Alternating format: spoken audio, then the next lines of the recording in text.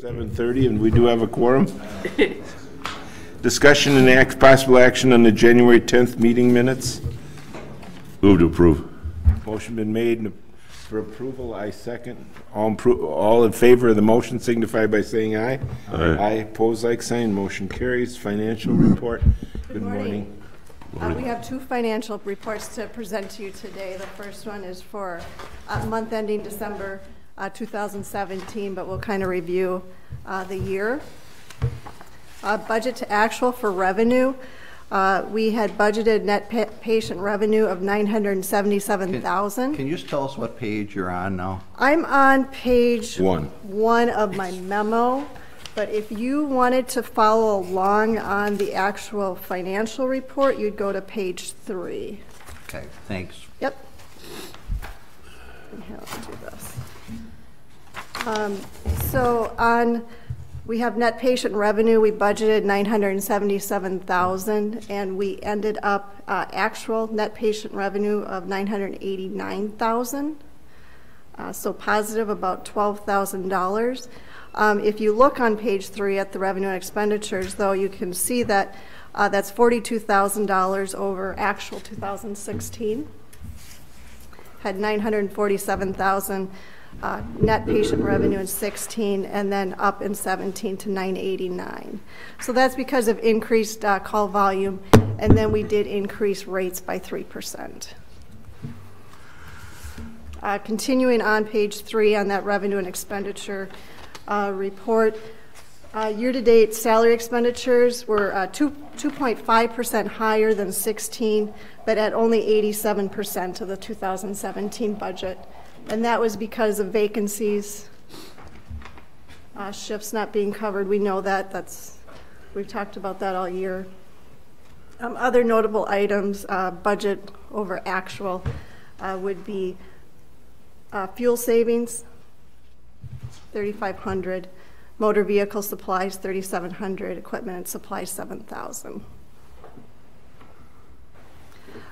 The capital items, we budgeted $150,000.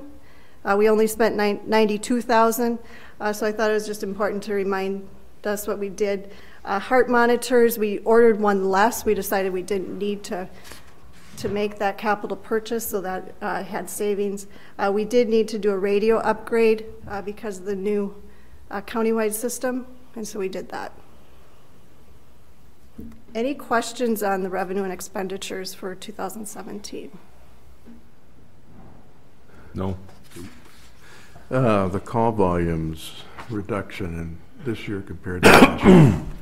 Any explanation? We are reviewing 17 right now, and so we're reviewing. I'm just talking about January. We're not there yet, she said. Yeah. We're not there yet in her report? Yeah. No, we're on. That's okay. That's why I could tell he didn't catch what you said.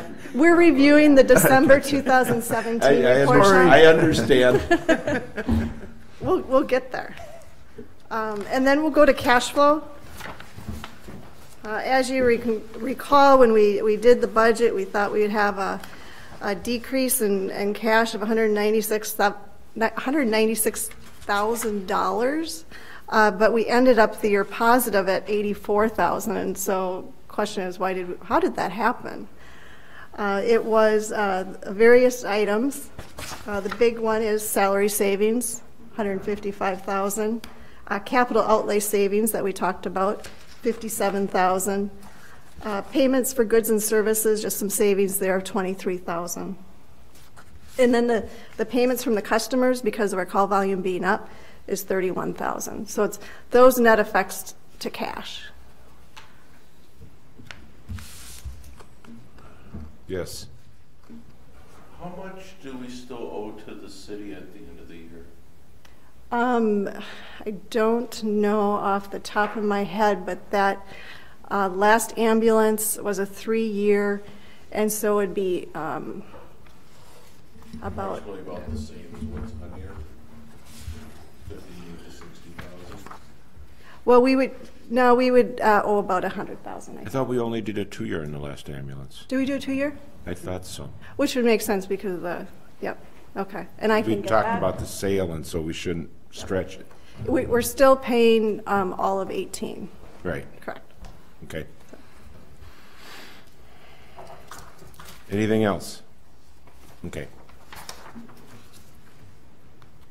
And then on the last page of my memo, or the last two graphs, I talk about accounts receivable, and I already touched on it. Call volume in 17, we had 1,690 billable calls compared to 2016 at 1,585. It's an increase in call volume of 7%. As we head into 18, when we did the 18 budget, there were some concerns that we weren't going to hit that call volume for 18, but now with the strong end of the year for 17, we would just need a 3% increase for 18 to meet that budget number for 18. So we need a different month than January for that to occur? Correct. Correct. Okay. Any other questions about 17? Okay, I just have a question about the $155,000 in salary savings.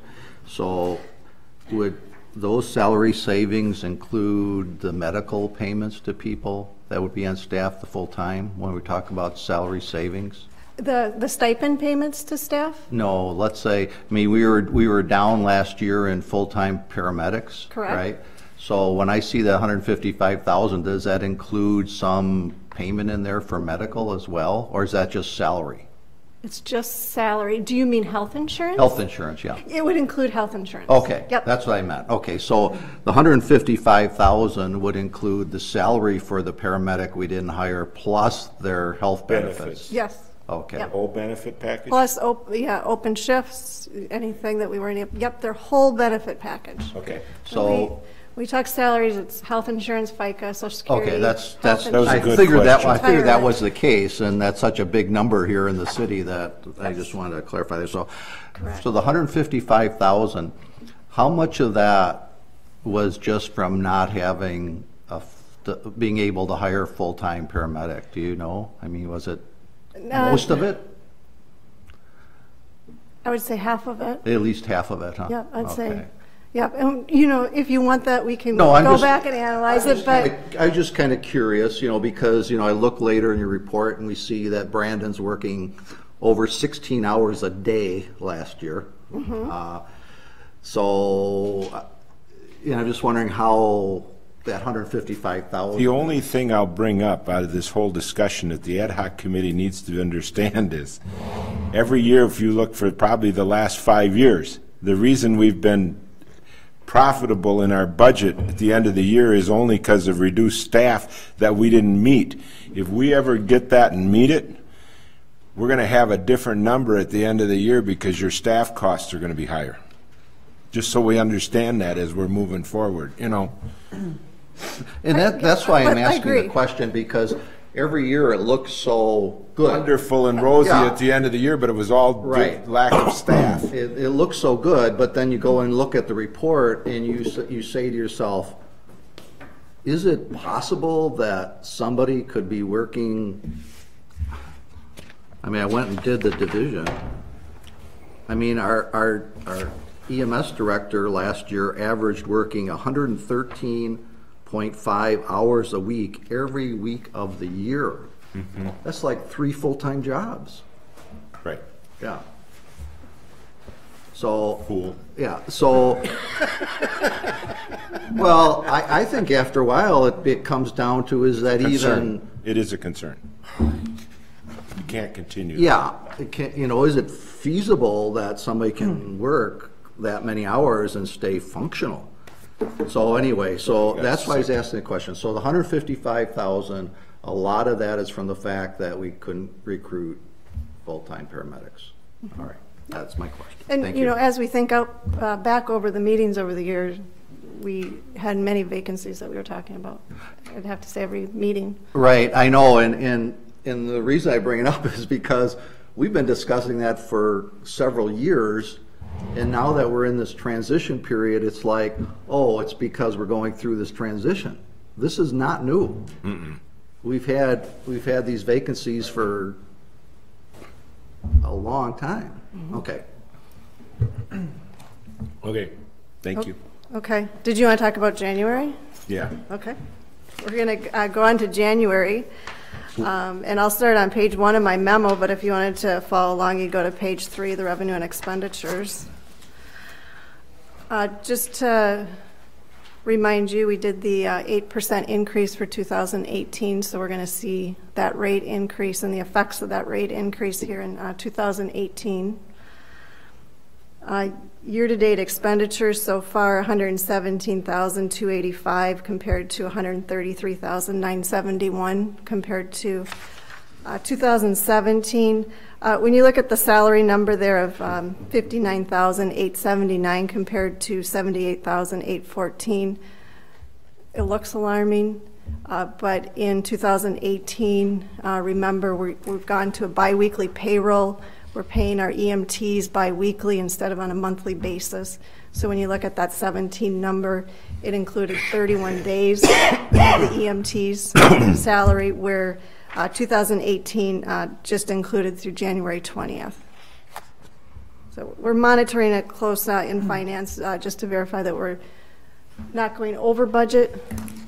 So we're comfortable with that number. The other thing to note for January is we paid the workers' comp annual premium for 2018, and that number is $24,070, which is a reduction from last year. Last year's premium was $39,122. The city experienced another decrease in the rate modification for workers' comp. 2018, it's 0.74%. compared to 0.91% for 2017. And so we're able to put that savings in this budget. So that's a good thing. Are we part of the city's percentage, or are we independent? You are part of the city's percentage. Okay. So do you have a sense of, is the injuries to EMS workers higher or lower than the city in general? Not that I'm concerned about, it's nice to see it's going down, but you know, we talk about having these lifts and stuff to help getting people into the ambulance to bring down injuries. Is it? I don't work closely with the claims, but I think Brandon would have a better sense. Yeah, I wouldn't think that we have that many claims a year, maybe 1 or 2. So. And the lift was part of the issue previously. It's been huge to have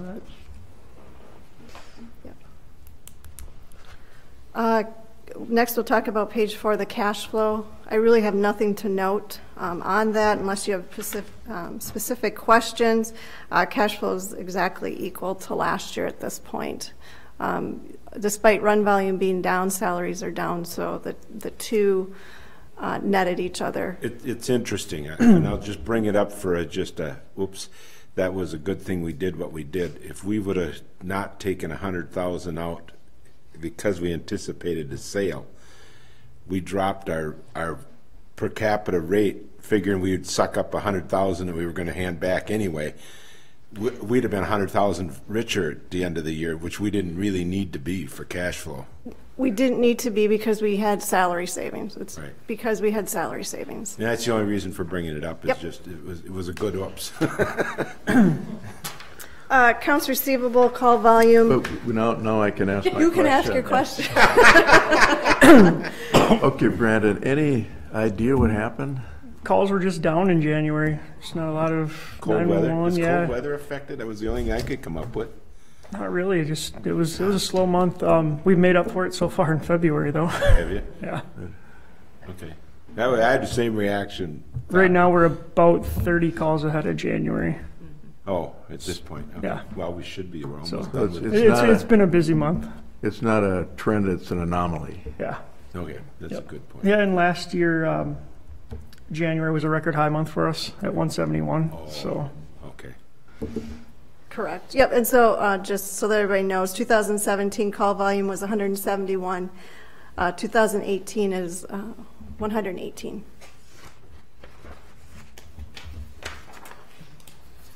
Okay. Call volume, on the next page, I'm just starting to trend out what happens each month. And so there's our 143.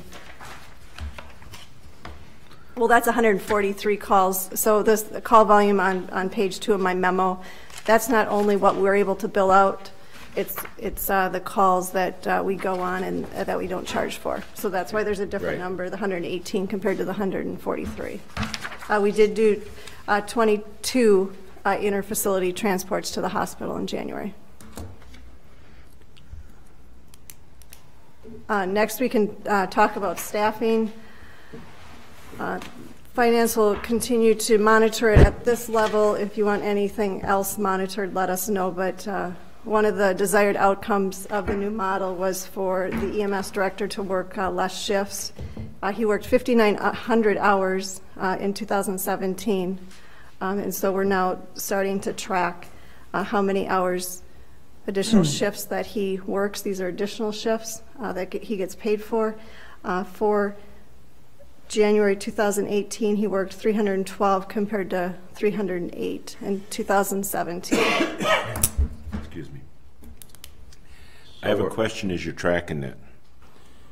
I asked Brandon when he came in, he didn't need to go on that call, and his answer was no for the ambulance that just left at 7:15, but he would have to go out on the next call.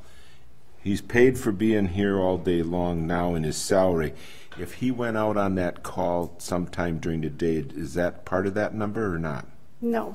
Okay, I just No. wanted to make sure. These are just the extra In the same way shifts with that Josh? he's working in addition to his Salaried hours. salary hours. Okay. And Brandon, can you clarify that? And there's one additional shift per week that was factored into the budget that I work, Okay. so. And factored into the budget was, the intention was for it to be part of his 40-hour work week. Which is understandable. Yep. So, Most businesses ask for a little extra for salaried people anyway. So when a shift is 12 hours? usually, yeah. Okay. So factored into our budget already is the fact that you would work an extra 600 hours a year over 40 hours, Roughly, yeah. 12 hours a week, Yep. 50 weeks, Right. 600 hours. Yep. Okay, So, okay. What about Josh? Same thing? 2 shifts a week. 2 shifts. Oofta. But it's our intention that it's during that 40 hours, Oh, it's during the 40. correct? Okay. And the same with Brandon. Meaning Oh, that they can get, okay, misunderstood Gotta that. back up, yeah. All right, that was my so intention. you're getting what monthly about 1,800 hours that we're covering off the, oh, okay. So, okay, I misunderstood. I thought Good you were question. suggesting this was above, so That's- the 12-hour shift is within your 40-hour framework. right. All right, so when you worked this in January, 312 hours, that was hours that you needed to work because we couldn't get other people. Right, yep. Okay. Yep, that was outside the, So that was like a shift a day, almost, right? I mean, Roughly. 360 hours would be a shift a yeah, day. there is probably Hours a day. 5 days a week that there's extra time covered. All right. Whether it be, Okay, whether it be well- 6 or 12, it just depends on Right, what was open. right, but I'm just saying 30 times 12 would be 360 and you work 312. So it's almost a 12-hour shift a day, maybe 10 hours a day, right? Yeah, it'd be about 10 hours a day, That- over. You done? I'm done. That leads me to my next question, and that's what's not getting done. Because that means your office work isn't getting done. What are we leaving out? Both of you. Yeah, we have a lot of projects we're working on right now. It makes it That are- difficult. Okay. So it is affecting it. And I just wanted to make sure that we know we have to eventually change that. Okay.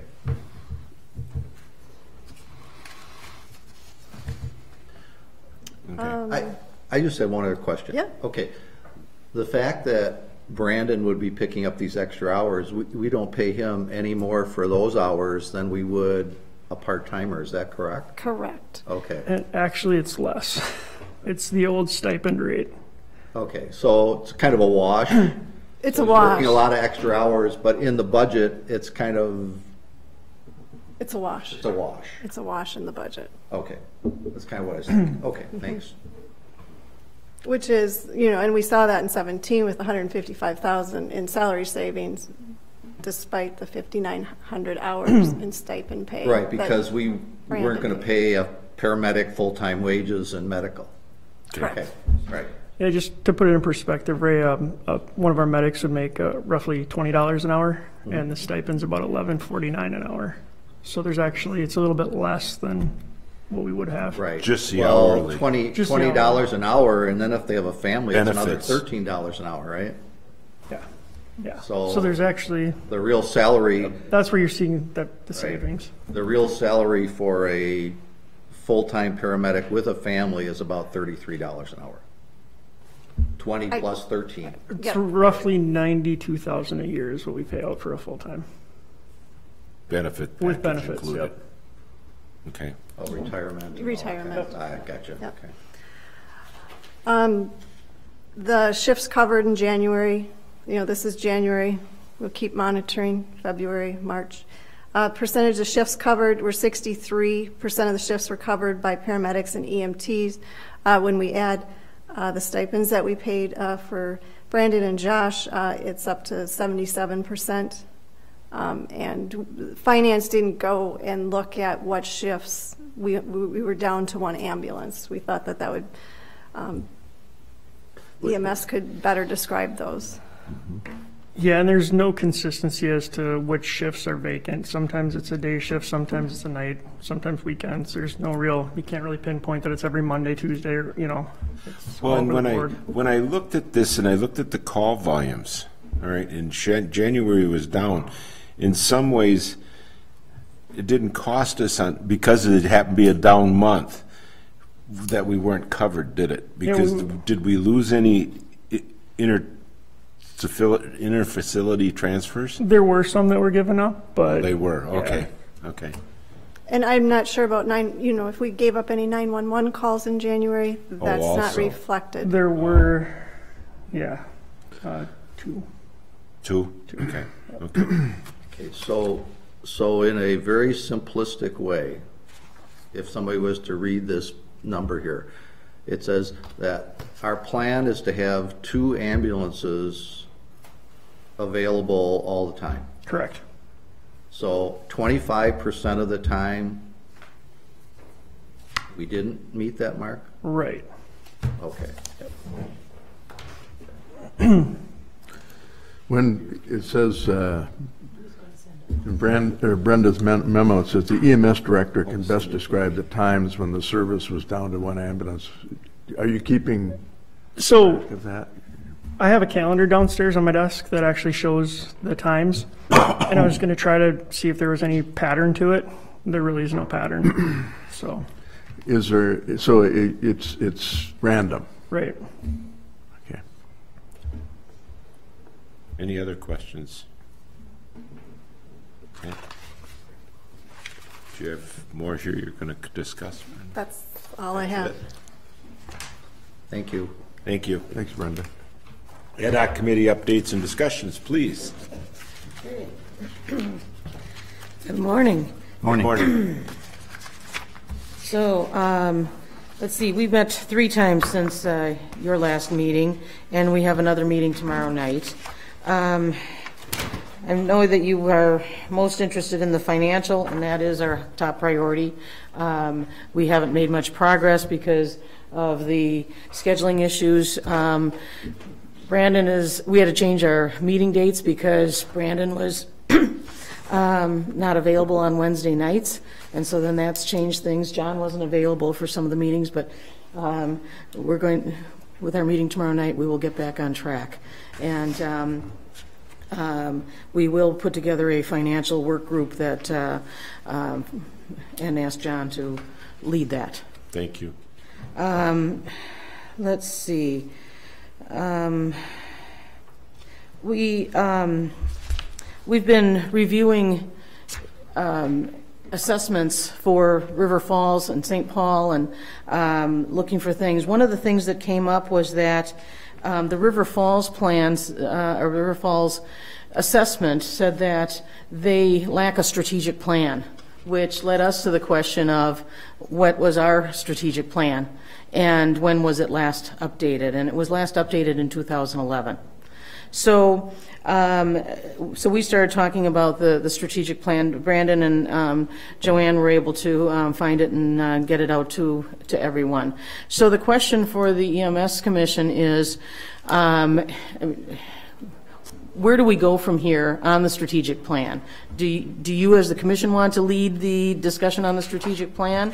Should Brandon be leading that, or should the ad hoc committee be leading that? Maybe you can clarify, when you say strategic plan, do you mean a plan for the service as is, or a plan looking at how best to deliver the service? That would be to deliver the, so this is the strategic plan. So it would cover all aspects. I think Brandon would probably be better. It pretty much covers everything. Eric kind did of, the last one, didn't he? Yes. yeah, current state and the direction that we'd be heading towards. That's not the plan that was paid for by the hospital. No. No. Eric did it as part of a class requirement, which was good. Otherwise, it wouldn't have been done. And, you know, no matter how it's done, all of the stakeholders need to be involved Right. in this strategic plan. So, You know, I'd like to look at the plan, not right now, but before I comment on any further on it, I'd like to see what you have. okay, Joanne can Thoughts forward the plan to all of the commission members. Just before I could comment, I guess, I just like to re-understand, what is the mission that's been given to the ad hoc committee? I mean, what have you been asked to do? All right, so let me pull up that information. Here we go. All right, so the St. Croix EMS Ad Hoc Committee shall be an advisory committee. Its purpose shall be to develop recommendations regarding moving St. Croix EMS toward financial and operational stability while maintaining a community-based service model. So the strategic plan, if it was given to the ad hoc committee, would be to say, keep it as a community-based facility. If it came to this group, it would be more open to what are all options, right? That's true. Right. So I think that's an important differentiation is the mission of the ad hoc committee is how do we keep this a community-based service? Our mission is, I think, how do we best deliver EMS services to the community, no matter how they're delivered. Right? Correct. Yeah. Okay. Not that I'm going off the committee, so I don't want to suggest that you Right. guys get And that's that true, mission though. or not, That's a so- true statement. That's Yeah. not a. Right. Yeah. That's where I've been talking to you. Why don't you come up to the...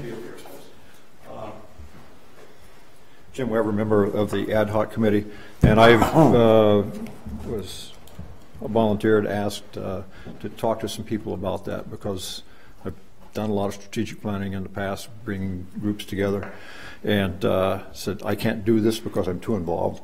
I recognize that I would not be the appropriate person to do it. I'm part of the solution or the problem, depending on how you look at it. But so I've been talking to some people I know who do this as a living or have done it as a living. And what I really got to, what really struck me is, I don't know that we have a shared vision. And what you just said, we don't have a shared vision. So that would be the first piece that we would need to deal with is how do we reconcile what the challenge that we were given or that we helped craft as opposed to the challenge that you guys have. So we need to work on that piece, and that would be a critical, if it, with the right person or persons involved, that would be a critical part of a strategic plan. You would start that way. You would, if you don't have a shared vision, then your strategic plans are not going to work the same. So we need to find a way to reconcile those two pieces, and that may take outside help. You know, someone has just said, hey, you know, I don't have a stake in this, and this is what I do as a profession, bring people together and get all these things, figure out how we're going to compromise on this. Because we all want, it's all about service to the community. So the communities. So, but that's where I'm coming from right now, and just to. Thanks, Jim. The valid point to that, I don't even remember what was in that hospital one. That Tom brought that up. From the Barris group? Yeah. I don't even remember what was in there. I can send that out again if you Yeah. like. Well, that Because that was an independent study. that was a study, not a strategic plan, I think. But it was a study yeah. that was done, and what was their recommendation? I don't remember. Well, they had recommendations for looking at partnering with other services to share resources and save money through bulk buying and things like that. To add to what Jim said, I was involved at 3M with strategic planning as well, and there was an emphasis on bringing in an outside facilitator for the strategic planning, someone who could bring disparate groups together and develop a common vision and mission. And that was the first part of the plan, was to develop a mission statement and to also get all of the concerns on the table and in writing, so that as you were going through the planning process, you could be addressing all of those concerns. And, you know, no concern was too small to be added to that list, so that it was all there. And it was Outside very person successful. hired to do that, what's that going to cost St. Croix EMS? Well, Well, and it's a concern a little bit when we're struggling financially, and now we're going to pay to have a strategic plan, which asks me, what do we benefit to have a strategic plan, and would it benefit us enough to pay for it to be done? It's just a simple question is all that is. and, okay, so then that's a goal for next time, will be to get some numbers for that. Okay. I think having a shared vision is critical. Yes, absolutely. The lack of shared vision or agreement on what our vision is has created a lot of issues over the last year and a half. So we need to And having all the partners, pull that back together. having all the partners involved in of developing that vision is critical as well. So, I have a feeling that the ad hoc committee is operating separately from you guys. It's not our role really is to try to bring added resource to this issue, because it's a tough one. And just focus on some other things. It's not good if we don't have the same vision of where we're going, then we're just pushing forward. We need at least to get that part of it together. Okay. And I'm, we're all past, both Joyce and I are past 3 years, so we solidly understand the reason for each plan, and that you review them periodically, but you also have an implementation plan that connects to that. This is where we're going. So this year, these are steps. So that's we need to be driving that process as well. Here's where we're headed. Remember, guys, you agree this is where we're headed. That's still valid. Okay. Now what we're going to do this year is going to move us to that point. I'm in the same situation as Ray. I have no vested interest. I'm going to be off this committee in a short while, but it seems to me that there's two separate things going on. One is the ad hoc committee sees its role as perpetuating or continuing the current service and finding the best way that that can be done. And the EMS Commission has a slightly different role, because it may have to look at options that are not necessarily tied to the current service. So, just for my 2 cents worth, probably we're not going to have the same ideas, and that the commission should look at it more globally, if the commission is going to look at it at all, and then maybe you just look at the strategic part of it for the current service. Just a thought. And you, that's where the strategic planning would really be helpful, in that we would get all of this information on the table, find out, and develop a plan on, you know, what really does serve the residents the best. Let me put a little history to it, Joyce. When I first got on the commission in 2003, the municipality funds were used for capital only. We didn't need the municipal funds to be able to support the facilities of the St. Croix EMS service. And then gradually, and the write-offs were 20%. They're now, what, 54% or something like that, roughly? And it's around 50%, let's put it that way. And it's just eaten into our profit margins tremendously, and as a consequence, the goals of where St. Croix EMS is going and what it costs the municipalities is an issue, and it isn't just Hudson. It's nationwide, Yes. and as a consequence, what we felt as a commission was your goal and what your mission is to figure out how you can do this at a cost that doesn't cost us money, which was wonderful if that happens. And I use that word if, and we've got some concerns about that, whether that really in fact can happen. I So we understand that. maybe need to have a total strategic plan that says, if that works, wonderful.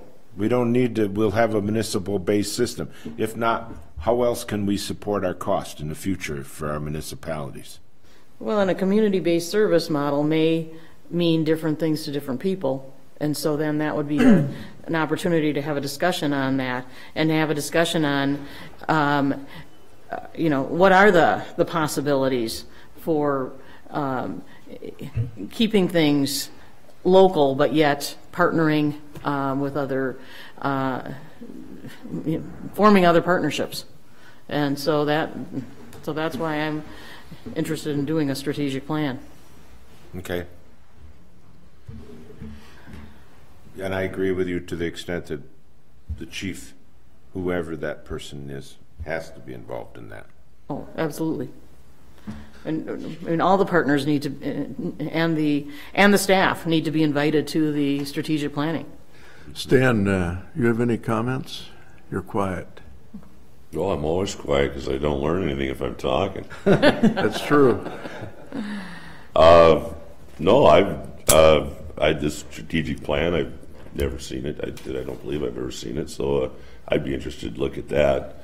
A lot of these plans that my experience has been, you got a strategic plan, you just go in and change the dates for next month, so you don't need to hire, you know, some high dollar consultant to come in and rewrite the plan that you're not going to follow anyway. So,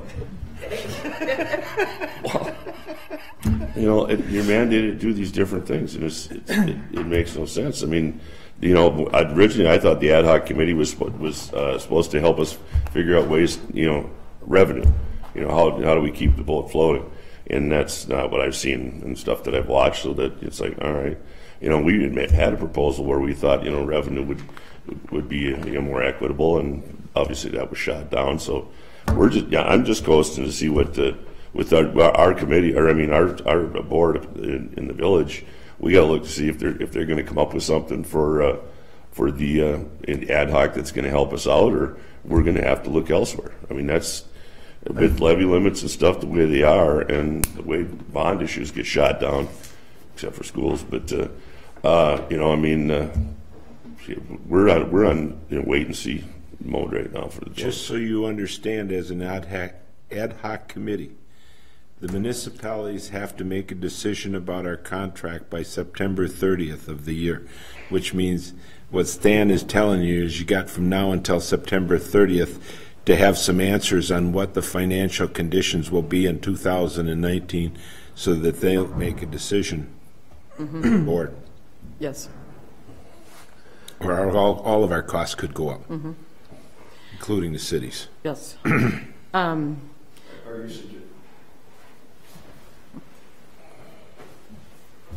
Are you suggesting that part of our responsibility then should be to looking at the agreement? No. Because that is not on our plate, as far as I know. No. Townships are the only ones that have to have an emergency system. Cities and villages do not have to have a contract. So the village doesn't have to have a contract with the city. The St. Croix EMS would still be called to go up to the village if they pay a contract, just like to the town of Warren. They'd pay the $200 more and that would be it, and we'd get nothing from the village.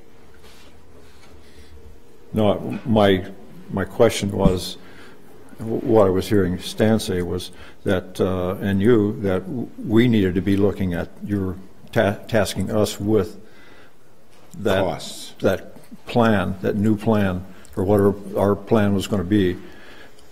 That instead, you guys want, we talked about the 50-50 plan, for example, and that was turned down by the city. You wanted to know what's the plan. Well, the plan was you turned it down because you thought your sharing was fair and you were going to work on costs, so maybe it would be. Right. But you're not working on costs. Yeah, That's Stan's point. I think what they're asking, Jim, is money. Yeah, not warm and fuzzies, money. Yeah, that's what I'm saying. We're not, as far as I know, we have not been tasked by the council to, correct me if I'm wrong, but to come up with the compensation plan. No.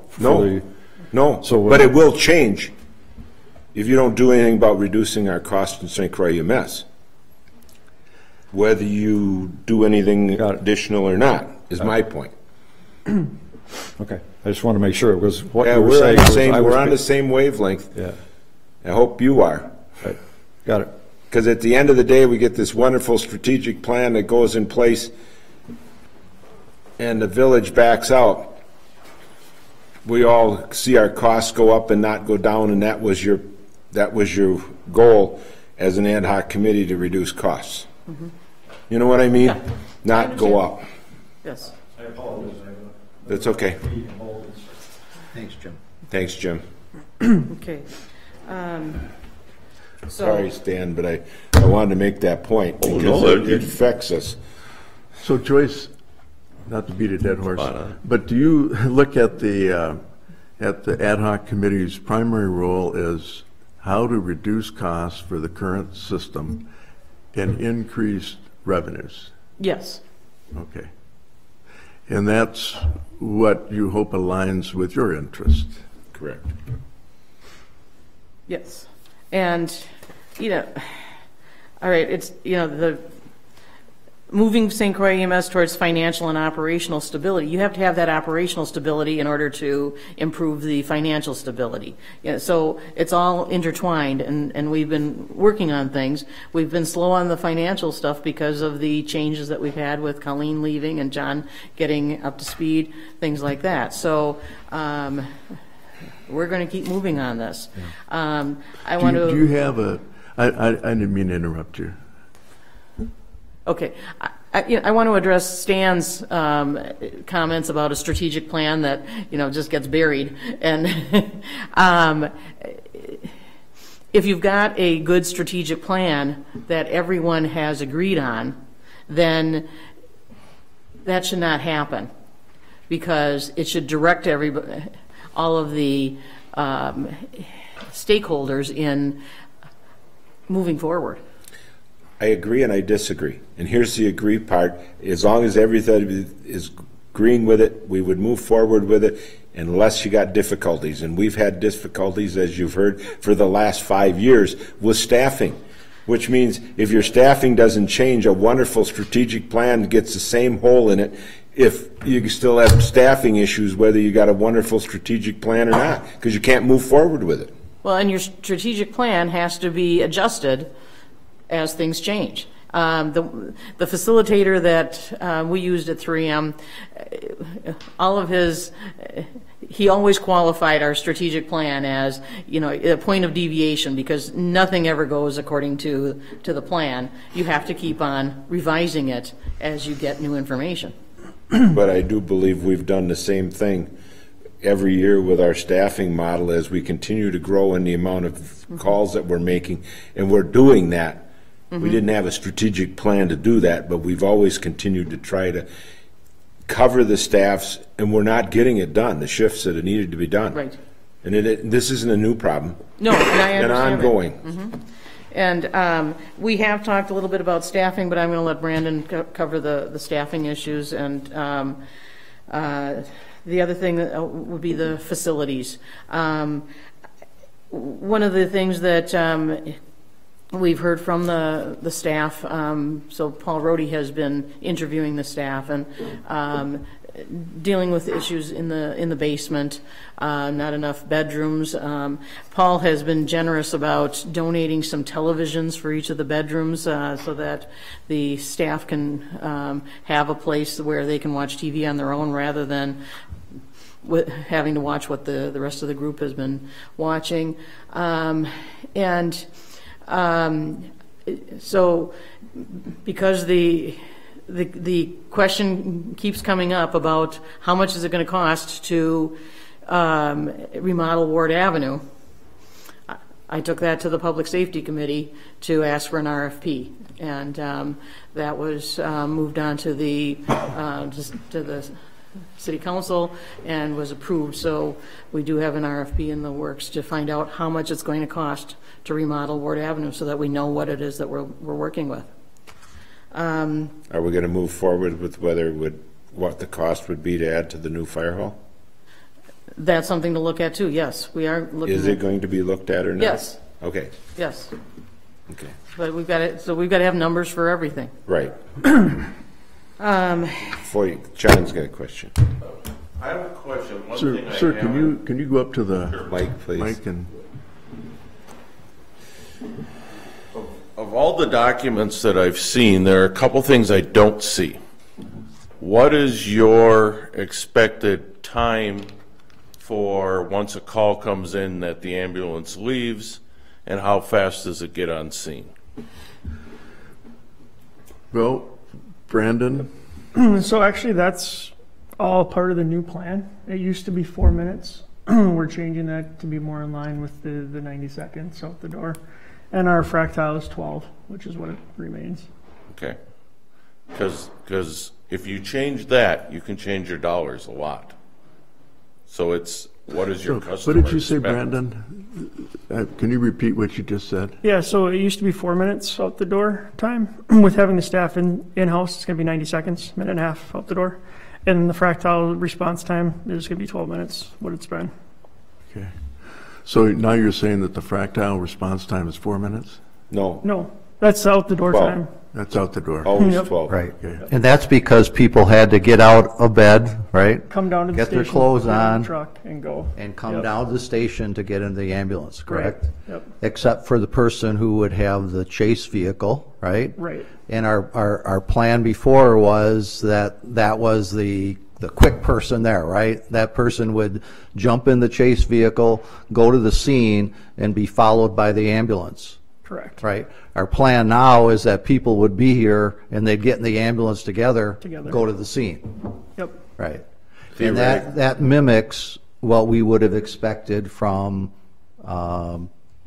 Lakeview, right? They would have people in a ambulance and they would go as partners to the scene together. Yes, that's how their system works. Right. Yep. So basically, we're moving from the system, and this was the recommendation that was made as we were looking at other alternatives, right? That we would move from the system we had before, which gave us a 4-minute time for people just to get here, right? Correct. To they're here already, in order to drop that time to make it more, I'll say, like what other services were doing, right? Yeah, it's more efficient, I guess. you More would say. efficient, right, okay, right. Let me ask a question, Brandon, of you. Don't leave.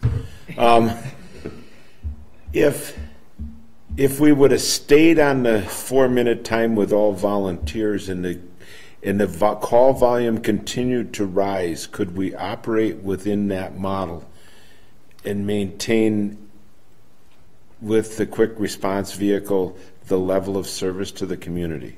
No. And that's the reason I'm asking that question. I think that was the reason that we gradually started moving forward, was the call volume continued to rise, and therefore the model needed to change to accommodate the needs of the community with the call volume increases, correct? Right. Okay. So that's why it's, you know what I mean, this wasn't just oh, well, we'll do that now. Well, and there are communities who, one of the studies we're reading is Falcon Heights. Blows me away, they're still running a volunteer service, and really it's St. Paul Fire is responding to half of their calls. Oh. They aren't getting out there. They're doing it on the cheap in their case. Okay. And so that was one of my questions is, depending upon what the community sets as its time standards is a different thing. A hospital I work for in California, the average on time to scene, 35 minutes. But Holy again, moly, Rocky. there's only 2 Dead on ambulance arrival. services. The county's 140 miles tall and 80 miles wide. Wow. It covers from Death Valley to Mammoth Mountain. Was that a literal term? No, there's only 38,000 residents in that county. Really? Yeah. Wow. So there are parts of California that nobody lives in. Oh, okay. Interesting. So if we don't move forward with the model, the level of service would reduce, correct? Yeah. Okay, just so we understand that, if we were to go backwards. Okay, Joyce, continue. Okay, all right, we were talking facilities. I did a ride-along week and a half ago, and I strongly recommend it to anybody who is continuing on the, well, I recommend it to the ad hoc committee members, which I will do tomorrow night, and anyone who's continuing on the EMS commission, if you haven't already done one. It was very informative. It helped to see exactly what the service looks like, and and then it gives you an opportunity to talk to the staff and see what the issues are. And there is still an issue with air quality downstairs where they're complaining of headaches, and this hasn't changed. So I will be talking to Devin about that and seeing if there, what's been done and how to. I know that mold has been an issue, but if the mold is gone but there's still problems with headaches, then we've got to get people moved out of that basement. Let's see now. I will tell you that the commission has had no direction one way or the other in relationship to housing, and therefore that's been strictly a council decision. Okay. And so as the council wants to move forward one way or the other, so be it. Yeah. And then we also brought up there was an article in Municipality Magazine where South Milwaukee did a referendum for EMS and police, and they went through a process that was similar to the one used by the school district for the expansion and remodeling of the high school. So they hired a firm to conduct surveys, educate the public, and they did have a positive response from the voters. So if it comes to that, we should be looking at that as well. And Joanne sent a copy of that article out to people. I don't know. Did you send it to the commission members as well? Okay. If you'd like to look at it, Joanne's got a. I read that article, and it was just one municipality. Yes. How would you do it when we've got multiple partners? And I've thought about that. It would have to be separate referendums for each of the municipalities, and that would complicate it's not things. Going to happen in two of them. It's called clay pigeons. Yes. At the Rod and Gun Club. Yeah. Yeah, and those are the problems that we're dealing with. We have a municipality where we're 1/3 served by Hudson. Yes. Yeah, it's even So different. 2/3 of the community Wouldn't care, yeah, or wouldn't be interested. wouldn't care and certainly wouldn't want to pay a higher Yeah. amount for a service that's not serving them. Right. So those are important points to keep in mind, and thank you for the feedback. All right. Okay. Thank you. So, hey, Joyce, before you leave. Sure. Do you have a time date or time frame in mind when you might have some of the questions answered about reduced revenue, increased revenue, reduced costs? That's a good question for John to answer. I don't think we have one yet in mind. Now knowing the September timeframe, we'll push to see what we can get in 3 months or so. Thank you. So, before you leave, I just have a comment too. First of all, I want to thank you for what you're doing, because you've been put in a difficult situation at best. Yeah, it's stressful, let me tell you. Yeah, I'm sure it is stressful. And especially, I'm sure, when you recognize the opinion that some of us on the commission may hold. I mean, in terms of, I think I've asked several times in here, why was the commission totally dealt out of the ad hoc committee process? I mean, the city stepped in after we did a lot of work, basically took a vote, said there was going to be this ad hoc committee, and guess what? None of the municipalities were invited to participate, okay? Which to me said a lot. I mean, by not inviting us in, that says a lot about how much participation the city wants from us, okay? So that's my first comment. My second comment was, I brought up the issue about staffing earlier, specifically just to make sure that the ad hoc committee understood maybe why we were going down different paths here, and looking at options that weren't, quote, community-based. Because I was on this committee 10 years ago for about 6 years in a row. Right. We had staffing issues. He was chair. I got back on this committee. We have staffing issues.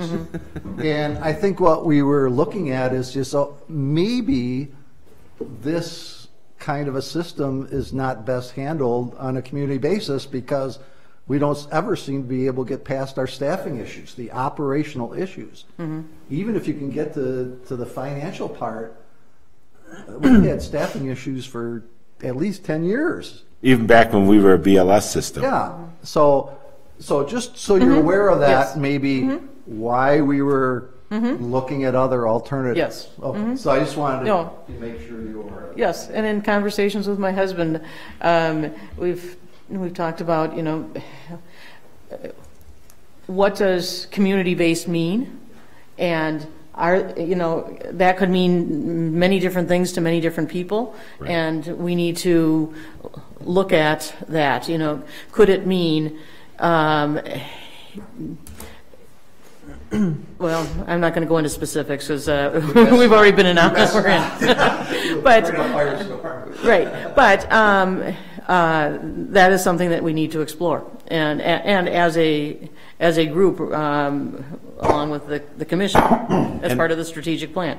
The other thing I want to bring up, just as we're making things out on the surface, to make sure as I read Lakeview's report, careful that we don't throw the chief underneath the bus.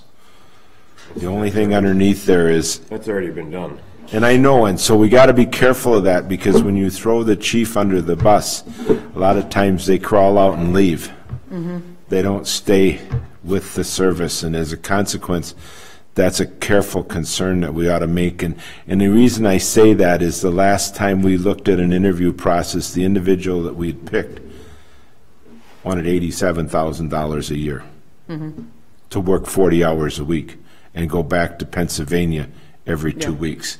So as a consequence, what's out there isn't anywhere near what we're paying Brandon. You know what I mean? No, Just I in our do financial understand that, concern is it'll even get worse if we keep throwing him under the bus. Doesn't that speak, though, Tim, to how fragile our system is right now? Yes, it is, and I know and it is. And that's part of my concern. Is our system right now is based partly on a young individual who's willing to work 3 shifts a day, right? Right. Or 2 shifts a day. 2 shifts right? a day. 7 days a week. Not good. No, I agree. So and I understand that. That's how fragile our staffing system is right now.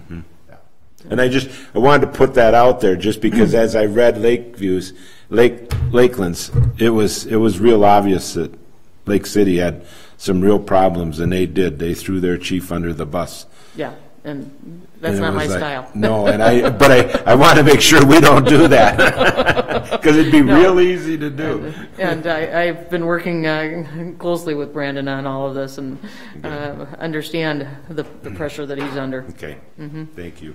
All right. Thank you very much. I'm sorry that took quite a while. RFP update. All right, the RFP for billing has finally been compiled. Brenda, Kathy, and I all worked on that and had input. Kind of the hang-up was some insurance questions that we've never addressed in the past. Cybersecurity, it was never addressed in our previous contracts, so we want to make sure that that was taken care of in the age of computers and everything. So it's out there. It closes on the 9th. We've had a lot of interest so far. I've had companies from all over the country call, including one from out of the country even, with interest. So anxious to see what they have to offer.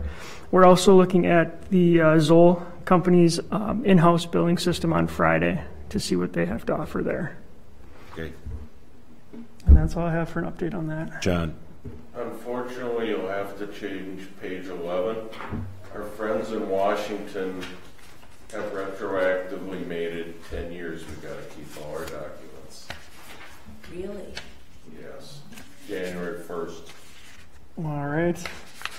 We will note that. Some of us had already thrown yours 8, 9, beginning of the year. Yep. Yep. Okay. Is that just for medical or everything? Medicare, yeah. Medicare? Okay. Thank you. I assume Medicaid's probably adopting the same one. I would guess so, Usually yes. follow. Okay. So we'll get that changed? Yep. Okay, thank you. That it for that? Yep. Staffing update. All right, staffing update. So off to a little bit of a rough start. We had some vacancies in the beginning. One of our .6s actually started off the year with a broken wrist, so she was out for a while. She's now back. We did have a period on January 20th where we weren't able to get our first truck out. We had a medic on. At that point, there was 3 calls during that time period. 2 resulted in transports by other agencies, and 1 was a lift assist only. I'm happy to report, though, that during all those, our fractile response time was met with the transporting services and the mutual aid being used. Moving forward, we have 4 new hires right now that we're going through the orientation process. 3 of them are .6s. 1 of them is a casual. And I have a few applications on my desk so we can get those people started when these people are turned loose. I'm meeting with paramedic later on this morning in regards to that 5th full-time paramedic position that we have open, and I hope to fill that today. The 5th paramedic? Yep. And that's what I have on staffing there. You kind of glazed over it when some of them are released. And that's the 24 hours in 2 months. Is there no feelings one way or the other on the staff that that's going to happen to? And just a naive question on my part. Yeah, so we did have 1 so far that's resigned due to not being able to fulfill the requirements. Okay. And we have 1 more day of the month, and we'll be going through the list and recontacting those individuals. Josh sent out emails last week to the ones that hadn't met the requirements, reminding them what they were. How many are we talking about? What do we send out, about 8? Ooh, Yeah. 7 or 8, Any response from them, Josh? just from the 1. So what is the basic requirement? 24 hours per month for the casual staff. Over a 2-month period, so they can't So do it in 1 month. Two shifts over the month. Yep. Okay. You know, in thinking about the staffing update, I just brought this article that appeared in the local paper here, where we're talking about staffing and staffing updates, and it said that that you said at the meeting that the sale of the system to Health Partners would have meant the loss of 24 EMT positions. Okay. Now, when you propose the alternate system that we're going to now, which was, before the city ever decided not to go with Lakeview. Could you just share with the community, how many EMTs did you think we would lose based on going to this 0.6 system and a minimum commitment? How many did you think we'd lose of the 24? I could see 8 to 10 with the change. All right, so when we were talking about the fact that there were 24 EMT positions at stake, we already knew that we'd lose half of them. Can I interrupt for a second? Because I asked the same question, Ray, but in a different term. He's hiring 3 new 0.6 paramedic EMTs, correct? Yep. I asked Brandon at the point when we discussed this, what would happen to our EMTs if we were going to do the same reduction, getting to the same conclusion that you're after, and your answer to me was, we'll actually increase the number of EMTs that we have on the staff. They're just going to be doing 0.6 and not volunteer stuff. Is that right, correct? because we had the ones that were doing the 96 hours a week. Yeah. So we'd actually have a need for more of the smaller positions. Right, but the article here, it says that, it says that the lower time commitment and others leave completely for other employment opportunities. 4 of the EMTs that work 60% of the hours decreased their time and took employment elsewhere. We knew that would happen, right? Because these were people who basically were trying to work full-time to support themselves and taking on huge amounts of hours. They were, yes. All right. So I just want, when you read the paper, it sounds like somehow we didn't do right by these people. But these 4 people that left to take employment other places, these were the 4 people that Lakeview was offering full-time employment to and willing to pay for their training to become paramedics. Is that true? Correct? Because in the contract, as I remember it, it said that Lakeview was going to take the four EMTs that had the most amount of service time, pay for their training to become paramedics, and take them on as employees, unless I misunderstand. No, that's true. That's correct. Okay. That's what it So was. these Is it the same 4? My question. It didn't identify specific individuals, Okay, that was but my there- question. the He number said the was same 4. 4, and I'm asking if it is. Well, it said. It's 4. I'm asking if you said the same 4, and I'm asking if it is the same The people. contract said the 4 that had the most amount of time, Actually, right? I don't believe it was, I think it was, they were, The 4 that work 60% of the EMT shifts. Those 4 are gone now? no, they're just working reduced hours and elsewhere, working more. Right. So, and that's what this says. This is work 60. They haven't left necessarily. Right. Some of 1 or 2 have. Yeah. Well, it says here, it says 4 of the EMTs that worked 60% of the hours decreased their time and took employment elsewhere. And But all the I'm saying- model was changing. Right, I know. It just, you read the paper. But we didn't write the paper. I know. Right. But this is based on comments made by people at the meeting, right? That's where the person who wrote this article got it. And again, I just go back to the fact, it looks like when you read the paper that somehow these people were adversely affected. And all I'm saying is that with what Tom was doing in negotiating, they were being offered full-time jobs and But. they were going to have their pay. And I'll add the but Yeah. to you. Nobody was going to go to Lakeview. Well, Nobody from St. Croix EMS was going to go to Lakeview, Yeah. which means they'd have had to hire new people to come and provide service to our community. So whether they were going with that or not, it wouldn't have mattered. And it was just because they didn't want to work in a dynamic deployment model. You know what I mean? So we didn't have any input in on that, and we won't. Well, they would have had the choice to go. They would, and they said would they have wouldn't. Well, So I'm just telling you that. yeah. You know what I mean? Because your point is we took that opportunity away from them, and that's true. We did. Right, But right. it wouldn't have mattered, I don't think. Well, okay, yeah. So my point is, you just read this article, and it looks like somehow with what we did, we were going to eliminate 24 EMTs. And all I'm saying is that with our staffing, because I brought it up now because we're talking about our staffing model, we knew with our new staffing model, we were going to impact half the people who were going to say, this doesn't fit for me anyway, right? Right, but we'd also be creating jobs. too, Right. so- Well, I'm not questioning. be kind of I'm not questioning that. We're creating other jobs, absolutely, as Lakeview would have created other jobs too. Right. So, yeah, I'm just trying to clarify while we're talking about. And staff. and I'll even also clarify one other thing, and that was at one point during the discussions of going to Lakeview, they wanted to know why Lakeview wasn't going with the model that several other communities had with EMTs and paramedics, and the answer was that they couldn't because of the way they had to contract with the state of Wisconsin with 2 paramedics. They couldn't change that.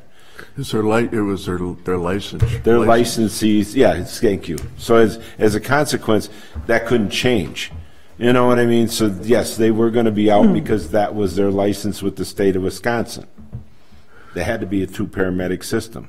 Right. You know. Right. Okay. Okay, so with all of the people that we're looking at now, the .6s that have applied, where are we relative to, if all of that comes to pass, okay, we get the paramedic hired today, and we've been looking for this person for how long? That position was only available January 1. We added that position. Oh, it was last year we were filling the one for Yep. the 4th person. 4th. Oh, so we were looking for that person for like 6 months. Right, so Okay. then we're just authorized for, All right, and then this Number 5. person's on January. Yep. Okay, so let's say we hire this person today. We've got these 4.6 people coming on. Where are we relative to staffing, 3. fully staffed? my anticipation is to be fully staffed by June. We are gonna be adding more of those .6 EMT positions as we go. The problem is we can't bring them all on at once because we have limited training opportunities. Right. So staggered hirings, but by June I hope to have everything 100%. So how many more .6s do we need to be fully staffed? 3 to 4, Okay, What I'm so looking this is at. half of what we need. right. So So how many more do we need? it's a 3 to 4. 3 or 4 more? Yeah. So we're bringing on 4, and we need 3 or 4 more. No, we're bringing on 3. We have 4 up We right hired now. 4 people. 3 of them are .6. 3 are .6. Yep.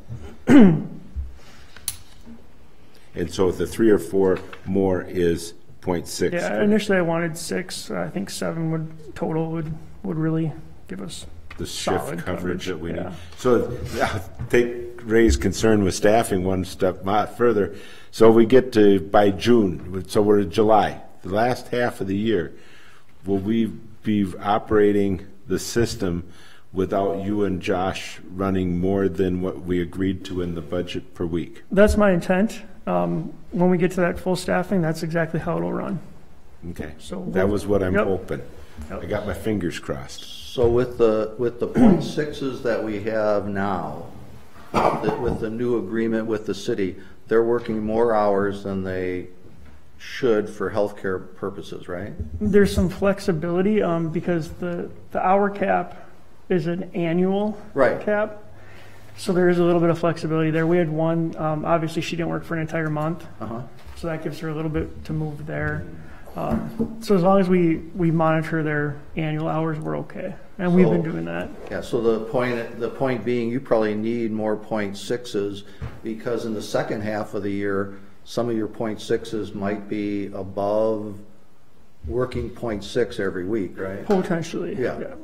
Yeah, so far the ones that have been exceeding the hours, one of the .6s has, and the rest have been casual employees. okay. One of them, so. Okay, it's good to know. Gotcha, okay. Anything further on staffing? Excellent, thank you. Keep us posted. We'll do that again. Discussion and possible action on the commission procedures and governing rules. Well, I went through 65.2, which is the ordinance that governs the EMS commission, and it was really, the changes needed to be to paragraph A, subparts 1, 2, and 3, and you can see what they say, that the change is that every governing body can have a member and an alternate and the alternate has the voting power. So that's what I think what we were looking at. Right. And as far as the internal rules and procedures that govern the commission, there didn't need to be any change because it's being governed now by rules. So. The only thing, Tom, when I went through this, and it's really not a change you've made. I think we need to update this where it says appointments to the commission may be made in April of each year, because of the fact that the state designated when we have to have our annual meetings, our annual Reorg. town meetings or whatever they're called. I can't remember exactly. Organizational meetings. No, every town has to have an annual meeting of citizens, right? Right. So we've been designated what that date is. Because of that designation by the state, that now makes people that are on the board, we're still members in April. So So agree. we can't designate these people till May now. So I'm still on the town board in April. Can we So- just say April or May? Yeah, so I just think that Sure. that I'll do April needs that. to be changed. Yeah, and then Catherine suggested that the commission just recommend that the city council amend the ordinance to include this. So that's a good we'll do idea. that at the next meeting. Can I use your pen? I'll make that change. Okay. April or May. We used to do appointments in April. Yeah, we did. But then it got changed because of the state designating the date for that. Okay. Otherwise, okay? Yes. I think so. All right? Anything from you, Stan? Okay. So do we want to put it on the agenda for next month to approve? Don't need to. I mean, well, you know what, I can just tell you Do it now? what happened with the city council. Because we'll put it on at Oh, the okay. next meeting. You don't necessarily have to have a recommendation from us. Well, that's what I want. Yes. Can we just We'll do make that a now? motion then for the wording changes in Paragraph 8. paragraph A of 65.2. Second. Any further discussion? All those in favor of the motion signify by saying aye. Aye. Aye. Opposed, like sign, motion carries. Thank you right. very much. Thanks, Don. Review the relocation of St. Croix EMS, and it was only on there because we weren't sure if we needed it. Yeah, I can just give you a little update. As Joyce alluded to earlier, we did send out the RFP for design engineering service, so we can get kind of a dollar amount so we know what we're working with there. Chief St. Martin was going to work with 5 bugles to determine what it would cost on the fire side as well. The posting it's open until the 16th of March. There's a walkthrough on March 6th at 10 a.m. For anybody looking to bid, and I'd encourage anybody who hasn't seen the site on this commission, worth going come up up to and see it. take a walkthrough just so you see It what is we're going worth it. looking at there. What day and time is it? March 6th. It's March 6th at 10 a.m. and it'll be up there at the Ward Avenue building. I do have a copy of this for anybody who hasn't received one if you'd like to look it over. But in the RFP, we actually requested an estimated total project cost. So we actually know what they're projecting the final project would be. How much of that building on Ward Avenue do you anticipate St. Croix EMS would use? And the reason I'm asking that question, I was amazed how many fire trucks were in that building. We would actually use all of the west building. Oh, would you really? Okay. Okay. Thank you. That it for that? Yep. Medical director's report, anything from? He's still on a sabbatical. Really? End of March. Chief's report. All right. So, as Joyce mentioned earlier, there's been some air quality concerns downstairs. We had the opportunity to test a air purification device that actually monitors the air as it's filtering it, and it filters out 300 and some allergens, funguses, bacterias, and all that.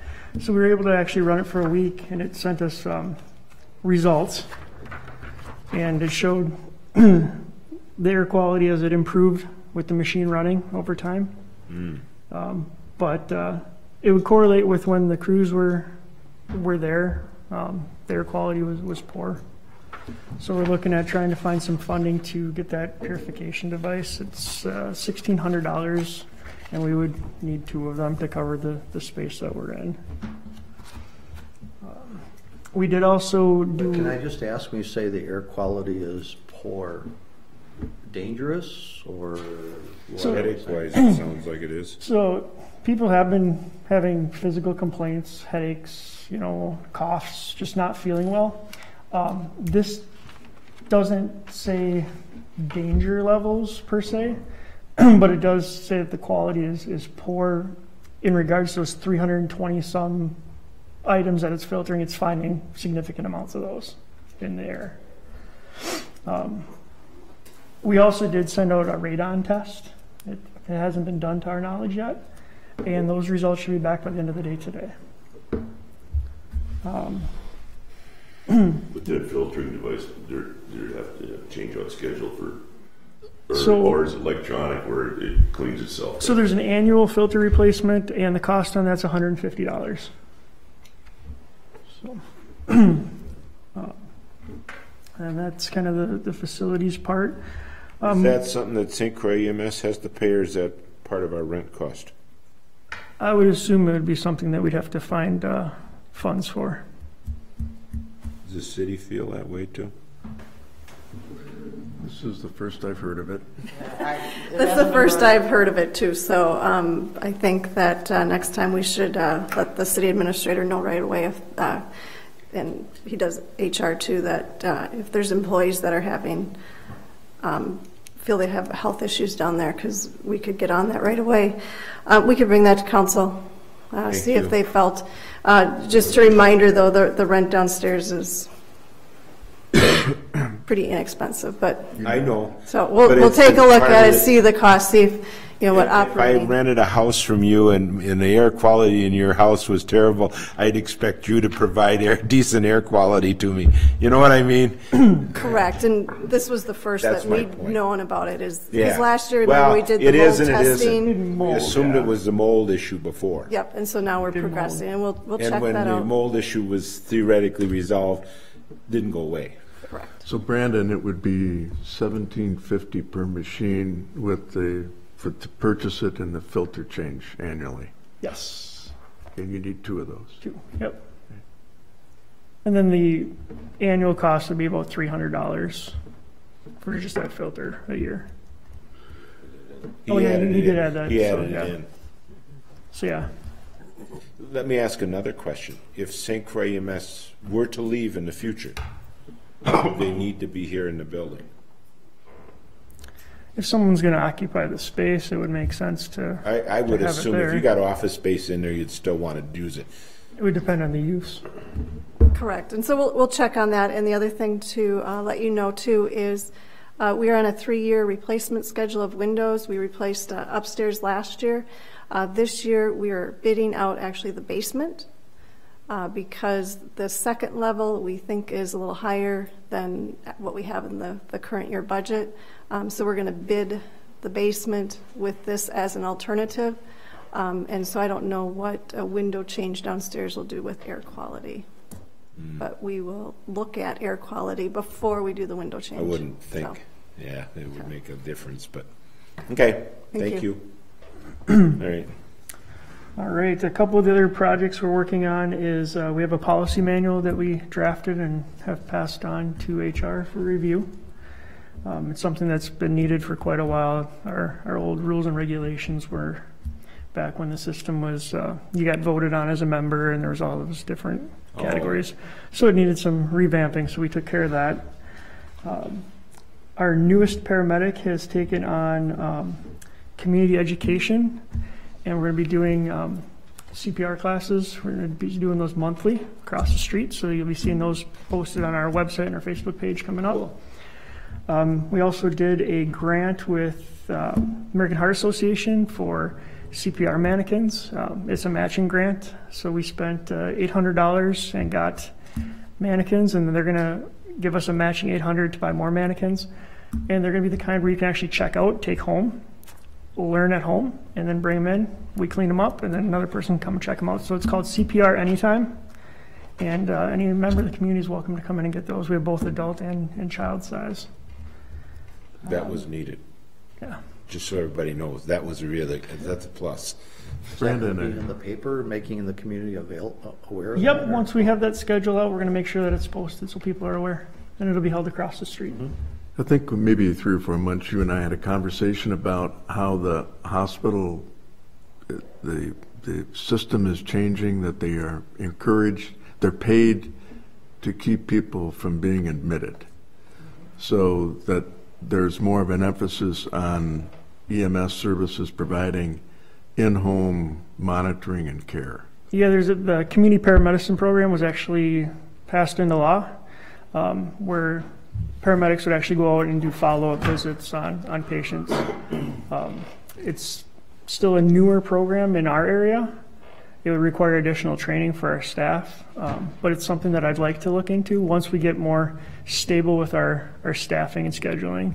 So how would St. Croix EMS bill for, could it bill? Can it bill? So right now, there isn't a mechanism for billing for us. It would have to be done as a partnership where we'd receive funding with the facilities. So it's the hospital that does the billing. They get the money, and the question is, would they share it?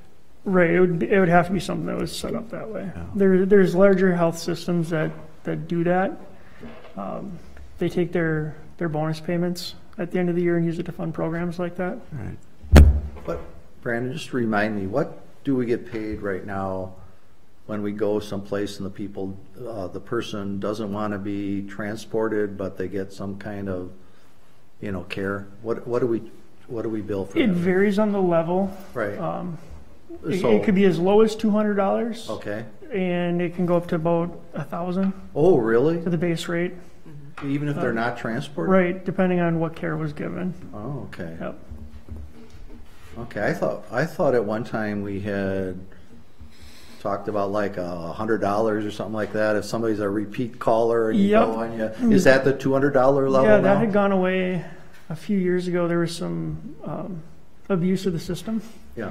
Because it used to be the 3 strikes rule. Uh-huh. So they got 3 and then were charged. Yeah. But we were finding out that was getting abused. So the commission at that time chose to impose the fee right away. So, so that was the $200? Yep. So would it be most people are charged like $200? I'd say the majority of them get that bill. Okay. Yeah. Okay. It's if there's advanced care, such as a diabetic getting their sugar, right. So. And then the last thing I had was we ended out the year with a total of 2,043 calls, which is our highest year so far. 2000 what? 43 calls.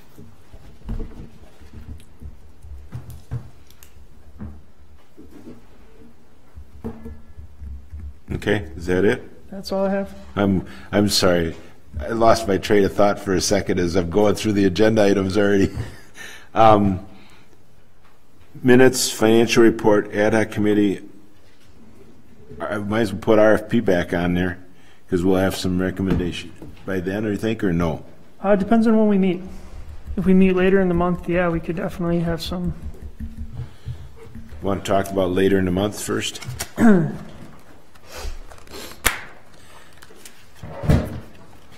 I'm gone the last week of March. So, and Fire Advisory Board is already on the 21st at 8 a.m. I'm off the board by then. Are you? Yeah. Oh, March? No, March. No. You jump and ship that. Oh, no. Sorry. I know you got a walker, but you can't jump that quick. What date was it? March 21st. March 21st, and we've been meeting on Wednesdays, and that's why the only reason I mentioned it. They're meeting at 8 o'clock. I'm going to be out of town, but you go ahead and schedule if you want. I'll be back on the 22nd. Do we want to do the 22nd? Can we do Thursday? Does that work for you, Joyce?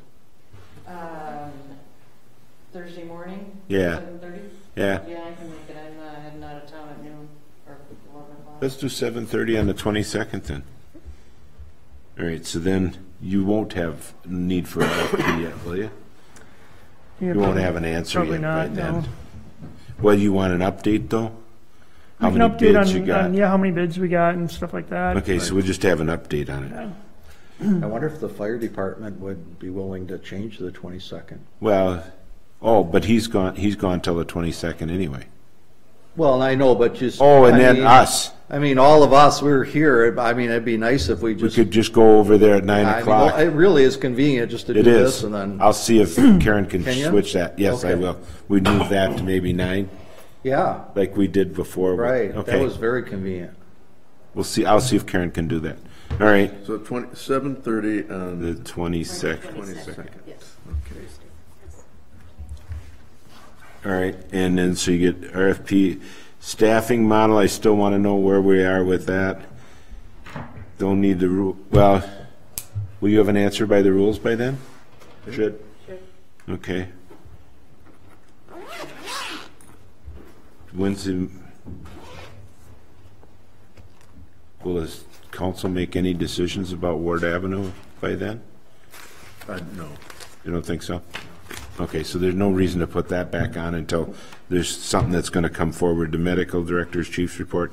Okay, so the only coming off is the relocation of EMS until we put that back on. I move we adjourn. Second. Motion been made second. All in favor, say aye. Aye. Aye, opposed, like sign. Thank you very much. Sorry it took so long today. Is it really 9 o'clock?